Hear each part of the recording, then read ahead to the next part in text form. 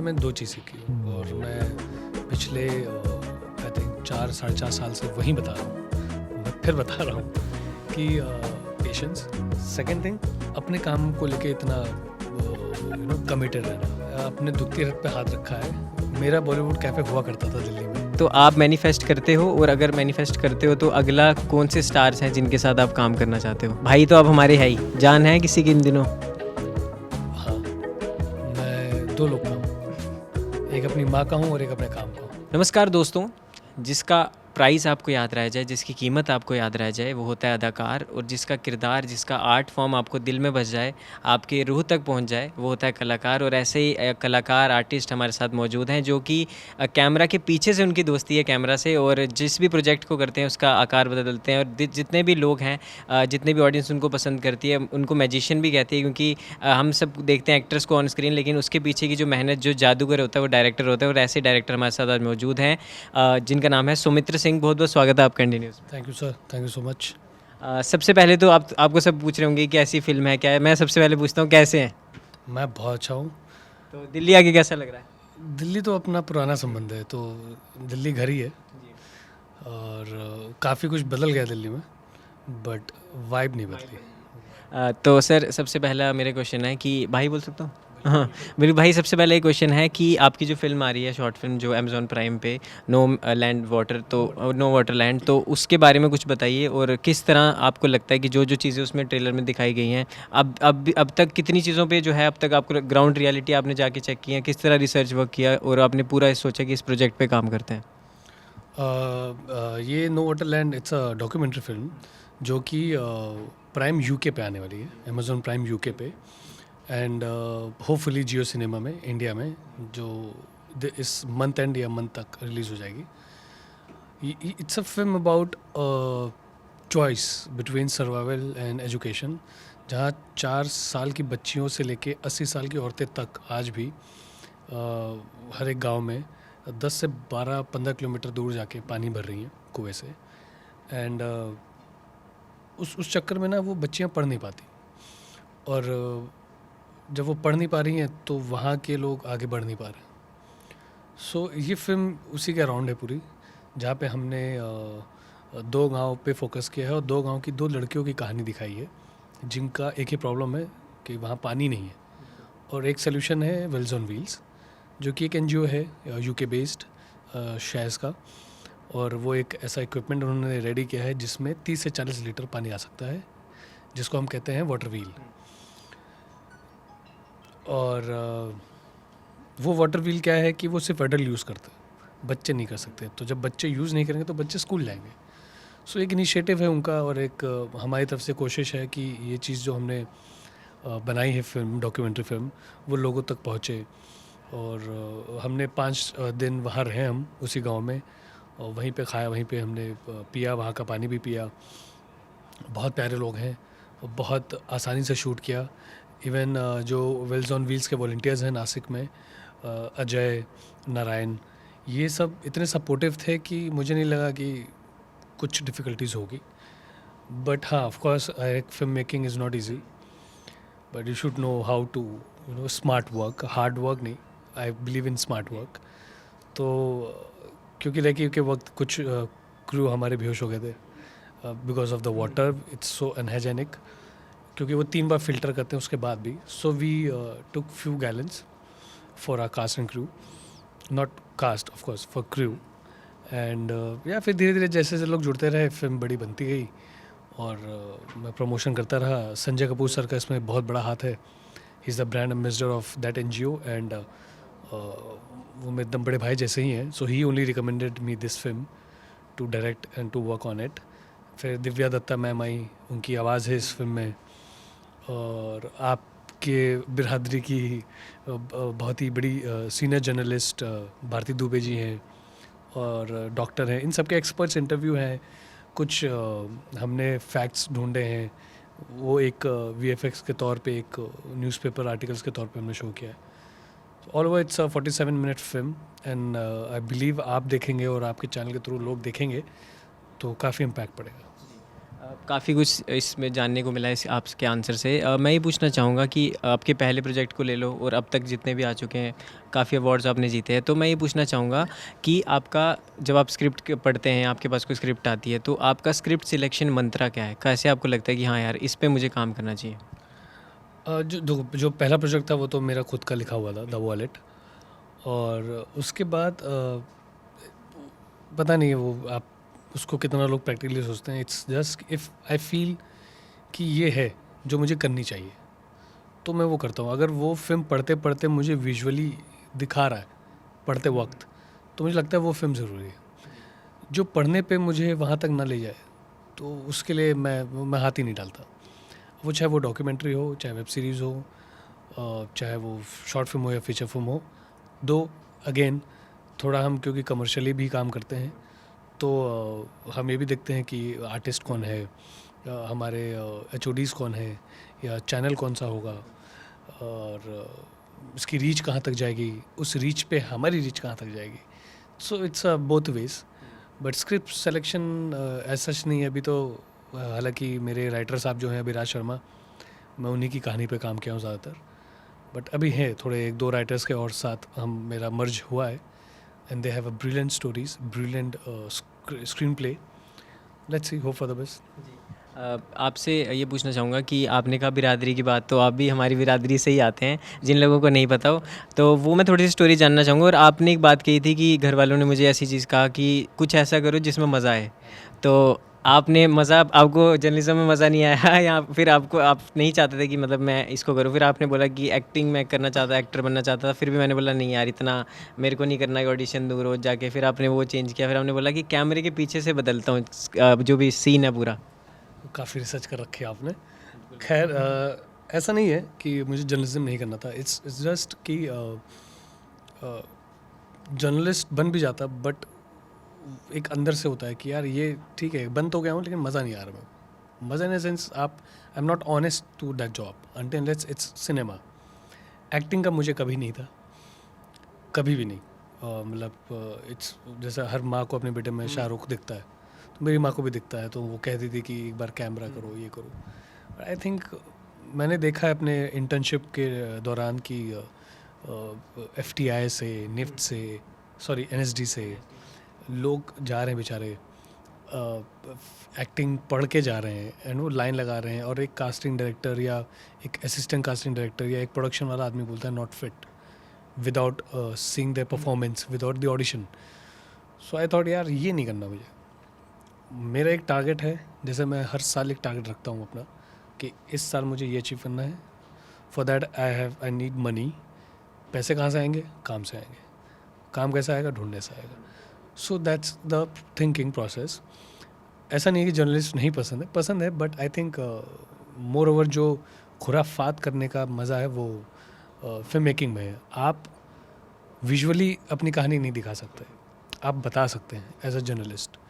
मेरे पास दोनों पावर है, मैं कह भी सकता हूँ और मैं दिखा भी सकता हूँ। और बिल्कुल आपका काम दिखता भी है, लोग उसे पसंद भी करते हैं।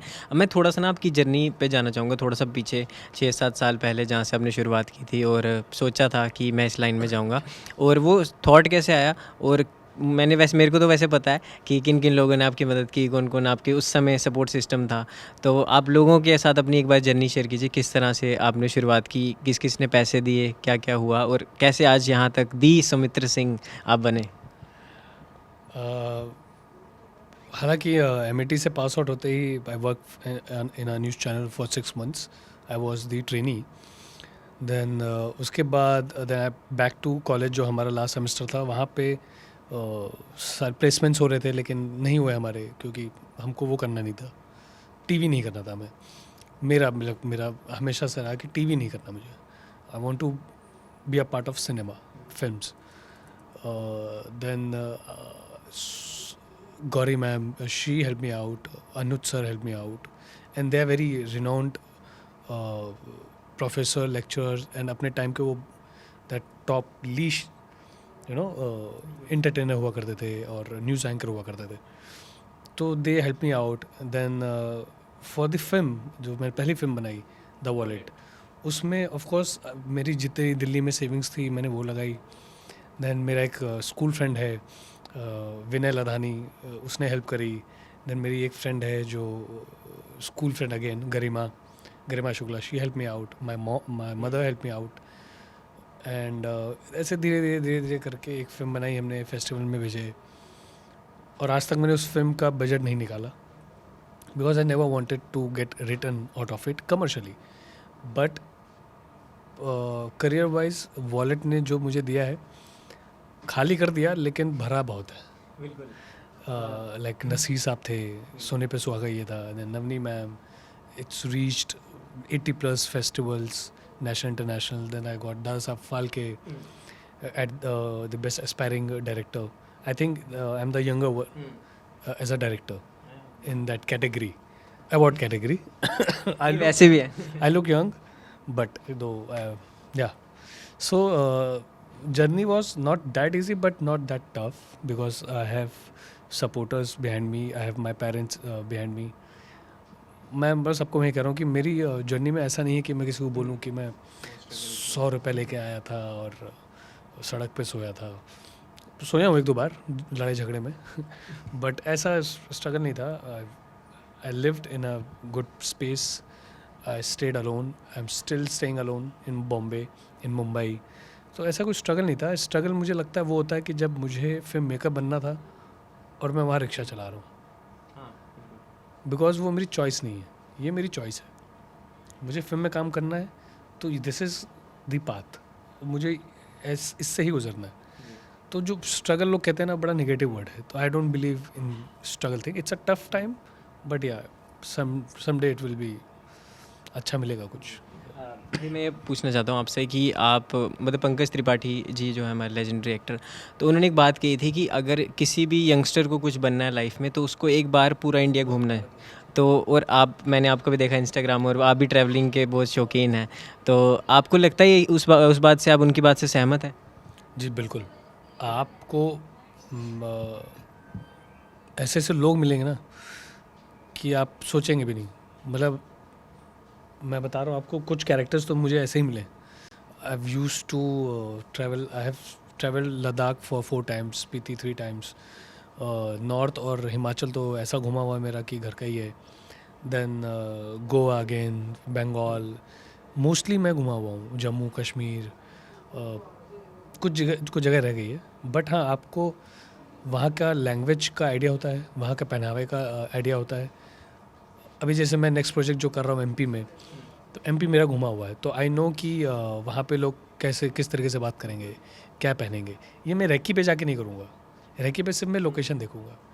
फिर आपके कुछ दोस्त बन जाते हैं वहाँ पे जो आपसे कनेक्टेड हैं, एंड वो आपको खुद ऑथेंटिक लैंग्वेज बोलते हैं बताने की. जैसे इंदौर के बहुत से दोस्त हैं मेरे, बहुत से मेरे कोलिग्स भी हैं, तो वो काम इजी हो जाता है. तो पंकज साहब तो काफ़ी, मतलब उनके साथ एक काम किया है मैंने, उनको पता नहीं है.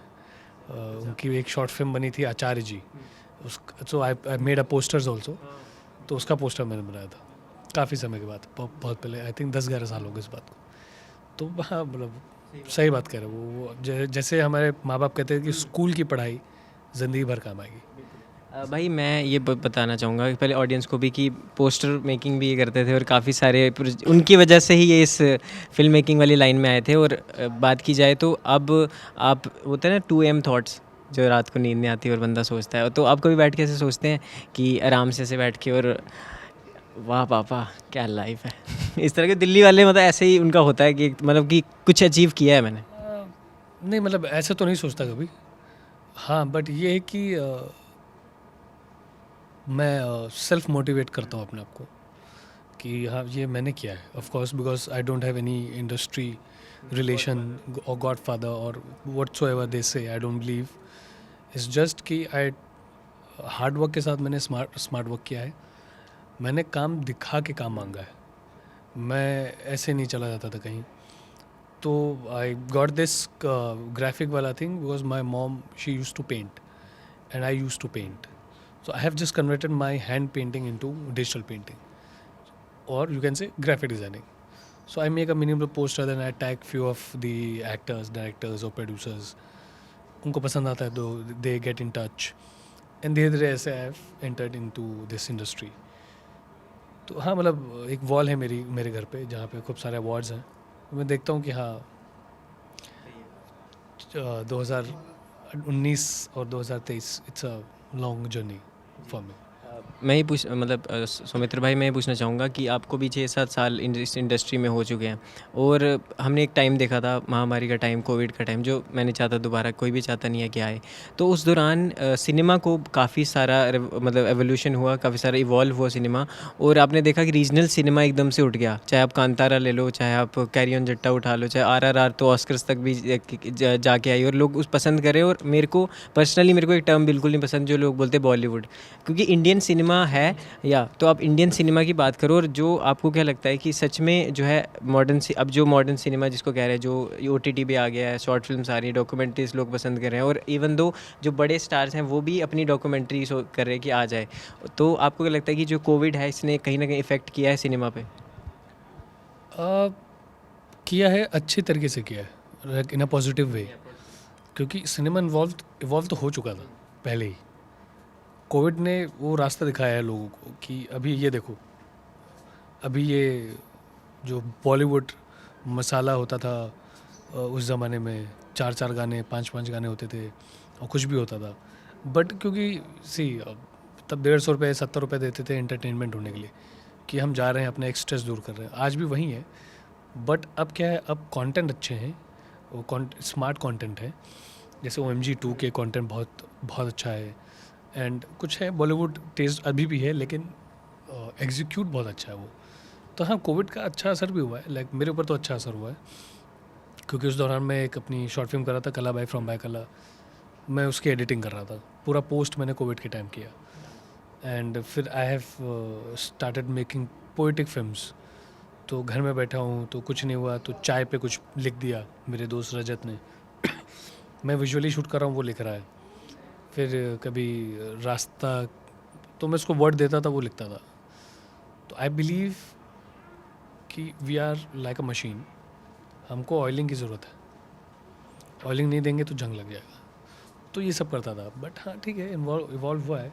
मैं भी लास्ट इंटरव्यू में यही बोला था कि we as a Bollywood directors focus on group, regional cinema focus on mass. So my focus is mass, is not group. ये डॉक्यूमेंट्री ऐसा नहीं है कि आप नहीं दे सकते या 4 साल के बच्चे नहीं दे, सब देख सकते हैं। मेरी वॉलेट सब देख सकते हैं, मेरी हाउस ऑफ लाइफ सब देख सकते हैं, हुक्स बुक्स सब देख सकते हैं।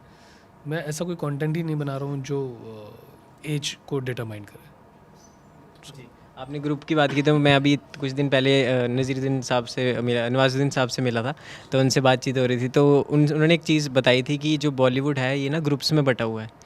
तो हर एक ग्रुप के लोग अपनी तरह की फ़िल्म बनाते हैं, जहाँ लड़का हीरो अमीर होता है, हीरोइन अमीर होती है, मास एकदम बड़ा प्रोडक्शन का पैसा लगता है, और हर कोई जो है वो अलग तरह की फ़िल्म, कुछ कुछ उनको पता है कि इसी स्पेसिफिक उनके साथ ही काम करना है। तो आपको लगता है, और वो पार्टीज़ में भी उनसे पूछा कि आप पार्टीज़ में नहीं दिखाई देते बॉलीवुड की, कह रहे हैं हमें कोई बुलाता नहीं तो हम जाते नहीं। तो आपको लगता है कि सच में बटा हुआ बॉलीवुड, या जो भी इंडियन सिनेमा के कुछ जो पार्ट्स हैं? सी देखिए, मैं बटा हुआ तो नहीं कहूँगा, बट जैसे आपके न्यूज़ चैनल में हर सबका एक डिपार्टमेंट है, वो बटा नहीं है, वो डिपार्टमेंट्स है। वैसे ही हर एक सबका एक अपना अपना डिपार्टमेंट्स है, सबका एक तरीका है काम करने का इजीली। जैसे रोहित शेट्टी सर अपने सारे कास्ट एंड क्रू को रिपीट करते हैं because he is more comfort. Same way सब अपना अपना कम्फर्ट है, ऐसा कुछ बटा नहीं है कि हाँ। लेकिन एक है कि जैसे जो ए लिस्ट एक्टर्स हैं वो एक अलग ही लीग है, हम एक अलग लीग है। बट आज के टाइम पे आई डोंट थिंक सो कि नवाजुद्दीन सर को अगर किसी को पिच करना हो, या कोई भी फ्रेशर एस्पायरेंट डायरेक्टर जा रहा हो उनको पिच करना हो, वो नहीं कर सकता। या सैफ अली खान को पिच करना नहीं कर सकता, या नसीर साहब को पिच करना नहीं कर सकता। It's very easy now, and वो इजीनेस OTT की ही वजह से आया है। आज करीना कपूर खान अगर फर्स्ट OTT कर रही हैं तो it's because of Covid, again because of OTT, because आप इजीली रीच कर सकते हो। अब वो हर्डल्स नहीं है जो पहले वो करते थे कि इनसे टाइम लेना पड़ेगा, डेट्स नहीं है, ये है वो है। सोशल मीडिया है आपके पास, डायरेक्ट कनेक्शन है आपके। Like I am telling you, I have talk to Jackie Shroff sir many times for my films. I talked to Vijay Raj sir for many times and still I'm in touch with many actors whom I have not worked with. So it's because of OTT only. तो बटा नहीं कहूँगा, family है, बड़े बुजुर्ग अलग बैठते हैं, बच्चे अपने अलग बैठ रहे हैं और अंकल लोग अलग बैठ रहे हैं, तो ऐसा है. मी बॉस इन लॉकडाउन, तो कैरी मिनाटी मतलब इंडिया के सबसे one of the biggest YouTuber, उनको किस तरह से वो पूरा प्लान हुआ, किस तरह से पिच किया, और मतलब इतने लोगों ने उनको पसंद भी किया. आपने देखा होगा मीम्स भी बन रही हैं उस पर, पूरा रील्स आजकल ट्रेंड चल रहे हैं इंस्टाग्राम पे, वो काफ़ी ज़्यादा बनी और काफ़ी लोगों ने इन्जॉय भी किया. तो कैसे, एक तो आप दिल्ली के हो ही तो आपको पता ही कि कैरी मिनाटी, वो भी फरीदाबाद के हैं, आपको पता है फ्लेवर कैसा है, और जो दिल्ली एनसीआर की ऑडियंस है वो भी कैसी है, तो वो कंसेप्ट कैसा है दिमाग में? यार इसमें मेरा कोई लेना देना नहीं है, सही बताओ तो. मुझे कॉल आया था क्योंकि जो उसके डीओपी हैं वो मेरे दोस्त हैं, उनके साथ मैंने काम किया था, प्रियांशु वत्स. तो उन्होंने कॉल किया था कि कैरी मिनाटी के साथ एक सीरीज़ करनी है, स्क्रिप्ट रेडी है, 3 एपिसोड से सब कुछ है, but they are looking for the good directors जो कम टाइम में शूट करें, एंड मेरी यूएसपी यही है. तो वो 3 एपिसोड की सीरीज़ मैंने 5 दिन में शूट करी थी. नाइट शूट था हमारा, और कैरी एज इट इज़ वैसे ही थे सेट पे जैसे वो ऑनलाइन होते हैं या जैसे वो ऑफलाइन होते हैं. प्लस उनका मेरा कॉमिक टाइम भी अच्छा था, क्योंकि मैं भी थोड़ा खिंचाई विचाई करता रहता हूँ, तो वो अच्छी थी. अच्छा शूट हुआ, हमने कम टाइम में एक अच्छा आउटपुट दिया. End of course he is Asia's number 1 YouTuber, तो ऑब्वियसली पीआर करने की ज़रूरत नहीं पड़ी, वो ऑटोमेटिकली हो गई. तो वो कहानी भी उन्हीं की तरफ से आई थी, और बस मैं और मेरी टीम मुंबई से दिल्ली आए थे. बस ऐसा बहुत अच्छा था, बढ़िया है. मतलब 5 दिन ऐसे चले गए, बात करते करते शूट करते, हाँ अच्छा था. लास्ट भी क्वेश्चंस मैं ये पूछना चाहूँगा, नसीर साहब अपने आप में एक इंस्टीट्यूशन है, मुझे नहीं लगता कि उनके बारे में किसी को ना पता हो, या किसी अगर बोलते हैं एक्टिंग सीखनी है तो उनका चैप्टर नहीं पढ़ा तो नहीं आ सकती. तो नसीर साहब के साथ कैसे एक्सपीरियंस है? और आप, मैं देख रहा था आपके इंटरव्यूज़ में आपने कि आपने मेल किया था, उनका रिप्लाई भी आ गया, तो आपको लगा ही नहीं, आपको लगा कोई फेक जीमेल या ईमेल अकाउंट से कुछ कर रहा, तो वो किस तरह का था पूरा? यार वो क्या था कि जब मैंने स्क्रिप्ट लिखी थी द वॉलेट की, तो दिमाग में बहुत से एक्टर्स आए थे, एंड ऑनेस्टली नसीर साहब तो लीग में ही नहीं थे मेरे. मैं क्यों करेंगे वो, मैं क्योंकि फर्स्ट टाइम डायरेक्टर था, फर्स्ट प्रोजेक्ट था मेरा, तो मैं थोड़ा सा अपने बजट वाला एक्टर देख रहा था मैं, एंड गुड एक्टर देख रहा था. But somehow one of my director friend ही सजेस्टेड मी नसीर साहब का, जितेंद्र राय सॉरी. सो उन्होंने ईमेल आईडी दी, मैंने भेजा, हमें ठीक है हाँ या ना ही तो होगा, जान तो ले नहीं लेंगे. Within a week I got the reply. So अब क्योंकि सिर्फ मेल पे बात हो रही थी, तो मुझे कहीं ना कहीं डर था कि यार इतने बड़े एक्टर इतना इजीली बात कर रहा है और तुरंत रिप्लाई करता है, और मान भी गए. मतलब क्या लिख दिया मैंने ऐसा. जब मैं उनसे मिला 7 महीने बाद, 7 महीने हमारी सिर्फ मेल पे बात हुई, और मुझे एक दिन चाहिए था उनका शूट का. तब वो शायद बंदे बैंडे शूट कर रहे थे राजस्थान में. तो जब मैं मिला तब मुझे थोड़ा सुकून आया कि हाँ ये वही आदमी है जिससे मैं बात कर रहा हूँ. एंड जब मैं मिला, मैं नम था, मैं ऐसे देख रहा था उनको. अब वो मुझे सवाल पूछ रहे, मैं चुपचाप देख रहा हूँ. तो मेरे जो ईपी साहब थे उन्होंने मुझे ऐसे पूछ किया कि अरे सर कुछ पूछ रहे हैं. हाँ सर सॉरी. मैं उनको बोले, मैं सब पहली बार मैं देख रहा हूँ. क्या नहीं, तो वो कॉस्ट्यूम वॉस्ट्यूम से रिलेटेड बात हो रही थी. तो बहुत ही बढ़िया एक्सपीरियंस है, बहुत ही बढ़िया. इट वॉज आई थिंक अभी तक और आगे भी जाके वो नहीं हो पाएगा. और भाई मैं ये पूछना चाहूँगा कि उनसे मतलब होता है कि इंसान अपने बड़ों से भी सीखता है, अपने छोटों से भी सीखता है, तो क्या लर्निंग्स हैं जो आपने उनसे वहाँ से पूरा ग्रैब की, या पूरा जो आपने सीखा कि नहीं यार ये मैं अपने साथ लेके चलूँगा लास्ट तक? या मैं 2 चीज़ सीखी हूँ, और मैं पिछले आई थिंक 4 साढ़े 4 साल से वहीं बता रहा हूँ. मैं फिर बता रहा हूँ कि पेशेंस, कि आपने एक कमिटमेंट दी है कि 12 घंटे का शूट है, आपको 12 घंटा का जो कमिटमेंट है, चाहे वो एक नॉर्मल पासिंग शॉट हो, चाहे वो आपका प्रॉपर डायलॉग हो, you should ready for it, and you should have patience. Because दूसरे एक्टर्स को भी हम शॉट ले रहे हैं, दूसरे एक्टर को भी, तो आप बैठे हुआ, आप ची नहीं कर रहा आप. सेकेंड थिंग, अपने काम को लेके इतना कमिटेड रहना कि उन्होंने पूरी फिल्म में शूट में स्क्रिप्ट ही नहीं छुई.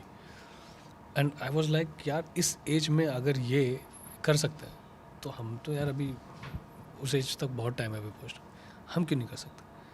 वो क्योंकि आजकल के जो कुछ एक्टर्स हैं, मैं उनको नौ सीखे एक्टर्स बोलता हूँ, जिन्होंने एक्टिंग पढ़ी नहीं है, जिन्होंने सिनेमा जानते नहीं हैं, वो बस आ गए क्योंकि अच्छे दिखते हैं, बॉडी बिल्डर हैं, या अच्छे नहीं भी दिखते हैं, बॉडी बिल्डर नहीं है, वो आ गए, देख रहे हैं, हाँ ये कर लूँगा, वो कर लूँगा, चिल कर रहे हैं। वो मुंबई बहुत जल्दी निकालता है ऐसे लोगों को। तो आई थिंक ये सब एक एक्टर से सीखना चाहिए, how you know serious about his job, how he give value to his job, acting, whether it's theater, whether it's commercial, और वो जो इज्जत दे रहे हैं उस काम को, वो सब मैंने वहीं से सीखा, and the humbleness of course. Sumitra ji, मैं सच बता रहा हूँ, मेरे को मन ही नहीं कर रहा कि मैं तो सुनता है सुनते जाऊँ, क्योंकि आप सच में मतलब you are such a well known person, और आपको नॉलेज है और आपने ग्राउंड रूट से आपने शुरू किया, तो वो पता चल जाता है कि इस बंदे ने किया है। सो रेडी रैपिड फायर के लिए?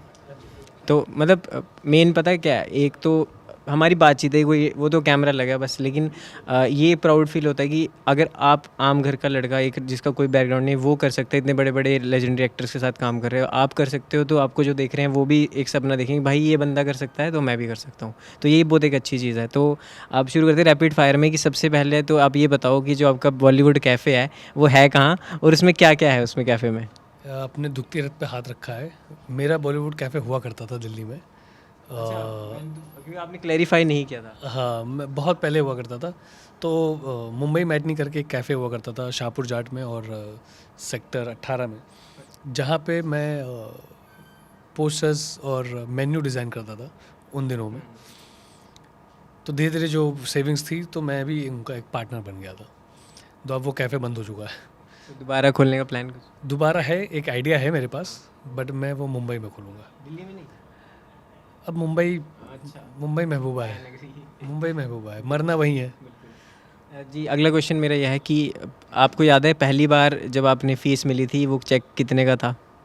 1500 रुपये का। 1500। जी, अभी जिसके 3 महीने का काम था मेरा, और 500 रुपये महीना था वो। जो रुपए आज भी मेरे पास, मेरी माँ के पास है, चांदी के फॉर्मेट में, उन्होंने चांदी उसमें कन्वर्ट कर लिया था। तो हाँ याद है, 500 के 3 नोट मिले थे, 1500 रुपये। जी ऐसे मतलब बोलते हैं, एक पंजाबी में एक कहावत है कि मैनिफेस्ट भी करे नारे करे मेहनता। तो मतलब तो आप मैनिफेस्ट करते हो, और अगर मैनिफेस्ट करते हो तो अगला कौन से स्टार्स हैं जिनके साथ आप काम करना चाहते हो? मैं अच्छे प्रोजेक्ट के लिए मैनिफेस्ट करता हूँ। मैं कभी स्टार के लिए नहीं करता, क्योंकि अगर किया होता तो शायद नसीब साहब नहीं होते। तो इट्स जस्ट कि मैं अच्छे प्रोजेक्ट्स के लिए कर रहा हूँ, अच्छे बजट के लिए कर रहा हूँ मैनिफेस्ट, कि मुझे अच्छा बजट मिल जाए ताकि मैं और बड़ा एक्सप्लोर कर सकूँ अपनी फिल्म्स को। और बाकी हाँ, एक है सपना शाहरुख खान साहब के साथ काम करने का।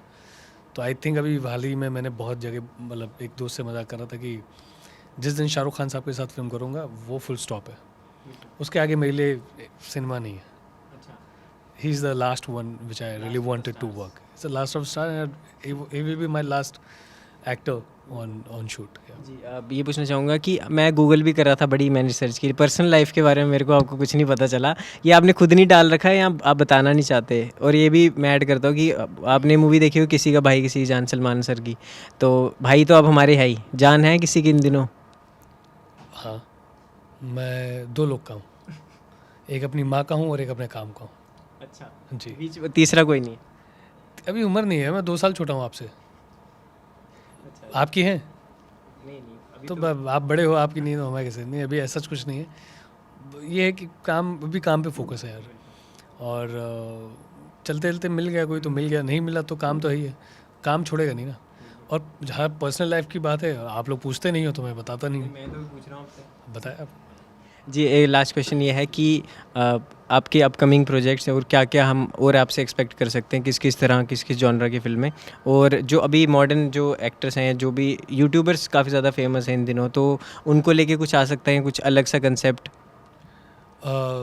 यूट्यूबर्स का तो मैं नहीं कह सकता, या इंस्टाग्राम इन्फ्लुएंसर का तो मैं नहीं कह सकता, बट हाँ, सिनेमा की बात करेंगे तो मैं बता सकता हूँ कि अभी I think with in this month और मे बी दिस ईयर मेरी एक फिल्म एज अ को डायरेक्टर हुकुस बुकुस थिएटरली रिलीज़ होने वाली है, जिसमें अरुण गोविल जी हैं, और ऋतुराज जी हैं, कमलजीत पेंटल हैं, और दर्शील सफारी है, और गौतम वेग है, मतलब काफ़ी लोग हैं मीर सरवर हैं, और नेक्स्ट एक प्रोजेक्ट है कॉमेडी फिल्म गौरियो बिजली।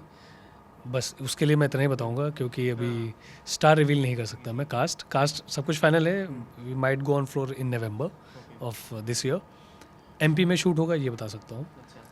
कास्ट सरप्राइज़ आप लोग के लिए क्योंकि ये नई केमिस्ट्री है और अच्छी बहुत ही अच्छी फिल्म है और मज़ेदार है। मतलब प्रॉपर कॉमेडी फिल्म है ये।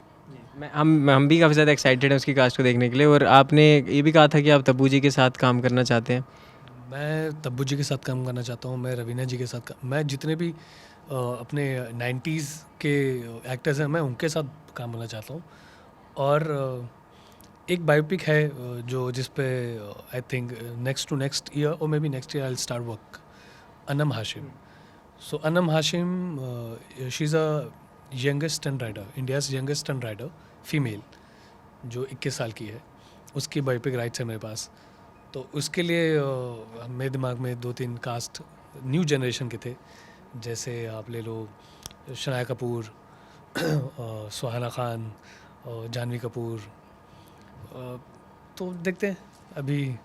आई थिंक उससे पहले और भी बड़ी चीज़ें हो जाएंगी। तो फर्स्ट ऑप्शन तो आलिया भट्ट था, लेकिन अब वो 21 साल की नहीं थी। जो ये OTT पे आपका कर रहे हैं हम जितने भी हमारे प्लेटफॉर्म्स, तो ये कुछ लोग कह रहे हैं कि OTT पे सेंसर लगना चाहिए और OTT और सिनेमा का कंपैरिजन किया जाता है कि OTT ने आके गेम चेंज कर दिए हैं। कहीं ना कहीं सिनेमा में लोग कम जाना शुरू हो गए उसकी वजह से। तो आपको लगता है कि OTT पे सेंसर लगना चाहिए ये सब चीज़ें जो है? देखिए क्या होता है ना कि कुछ लोगों के लिए तो लगना चाहिए। मतलब स्क्रिप्ट का कुछ लोग मिसयूज़ करते हैं और जिसमें जहाँ रिक्वायरमेंट नहीं होती वो चीज़ उसमें वो डाल देते हैं। तो उन लोग के लिए आई थिंक सेंसर बहुत ज़रूरी है। बट अगर वो भाव है और स्क्रिप्ट में लिखा हुआ है, चाहे वो कोई गाली हो, चाहे वो कोई आपका किसिंग सीन हो, अगर वो रिक्वायरमेंट है स्क्रिप्ट की तो आई थिंक नहीं होना चाहिए। तो उसका आप मिसयूज़ करोगे तो अब मिसयूज़ करोगे आप तो फिर आपको हर्डल्स मिलेंगे, रिजेक्शंस मिलेंगे। अब इत्मीनान से करोगे, सुकून से मिलोगे तो फिर, और अगर इतना ही है तो आप फिर यूट्यूब पे रिलीज़ कर दो, वहाँ पे कोई सेंसर नहीं है। तो आई थिंक होना भी चाहिए और नहीं भी होना चाहिए। मतलब आप कुछ कह नहीं सकते, ये सब्जेक्टिव सवाल है बहुत।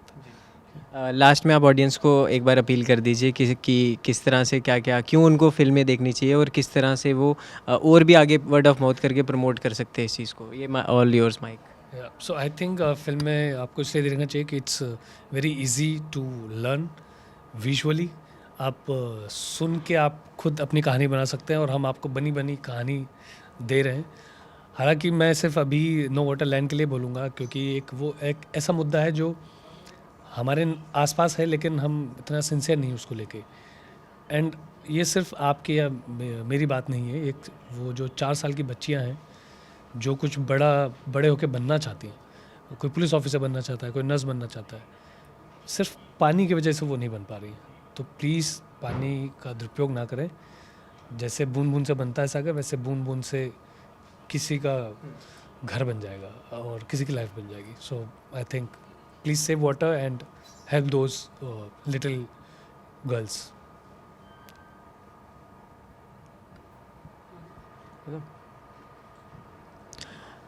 तो दोस्तों ये थे हमारे साथ सुमित्र सिंह जी और मुझे लगता है आपको काफ़ी कुछ इनसे सीखने को मिला, क्योंकि मुझे भी मिला है और मैं भी इनसे 2 साल बड़ा हूँ, लेकिन फिर भी बहुत कुछ है मुझे इनको सीखने को मिला इनसे।